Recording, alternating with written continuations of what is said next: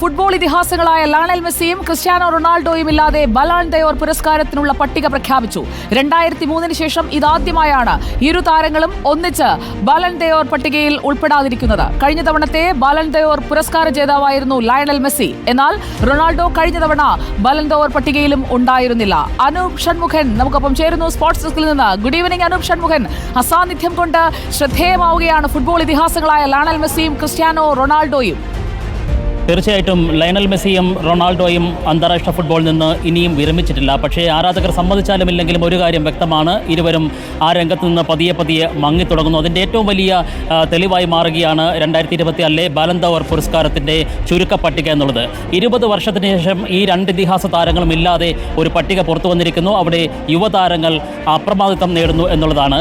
ഇരുവരുമില്ലാത്ത പട്ടികയിലേക്ക് പുതിയ സാധ്യതയായി ഉയർന്നു വരുന്നത് വിനീഷ്യസ് ജൂനിയറും ജൂഡ് ബെല്ലിംഗാമും എർലിംഗ് ഹാലൻഡും പെഡ്രിയും റോഡ്രിയും അടക്കമുള്ള താരങ്ങളുടെ ഒരു നീണ്ട നിര തന്നെയാണ്. ലമീന യമാൽ എന്ന യുവ വിസ്മയം അവിടെയുണ്ട്.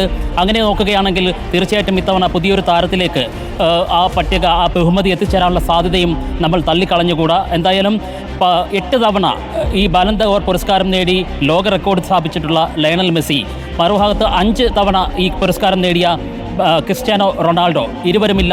കഴിഞ്ഞ തവണ റൊണാൾഡോ ഒഴിവാക്കപ്പെട്ടിരുന്നു. ഇത്തവണ മെസ്സി കൂടി ഒഴിവായതോടുകൂടി ഇതാദ്യമായി 20 വർഷത്തിന് ശേഷം ഇരുവരുമില്ലാത്ത ഒരു ബലോൺ ദോർ പുരസ്കാര പ്രഖ്യാപനമായിരിക്കും ഇത്തവണത്തേതെന്ന് നമുക്ക് പറയേണ്ടി വരും. എന്തായാലും 30 താരങ്ങളുടെ പട്ടികയായിരിക്കുന്നു. 6 വീതം ഇംഗ്ലീഷ് താരങ്ങളും സ്പാനിഷ് താരങ്ങളും ഉൾപ്പെട്ടിരിക്കുന്നു. അത് സ്പാനിഷ് ഇംഗ്ലീഷ് പോരാട്ടമായി മാറുമോ യൂറോ കപ്പ് ഫൈനൽ പോലെ എന്നുള്ള ഒരു ചിന്തയിലേക്ക് വരുന്നു ഈ പുരസ്കാര പ്രഖ്യാപന ചടങ്ങ്. ഒക്ടോബർ 28-നാണ് പുരസ്കാര പ്രഖ്യാപനം.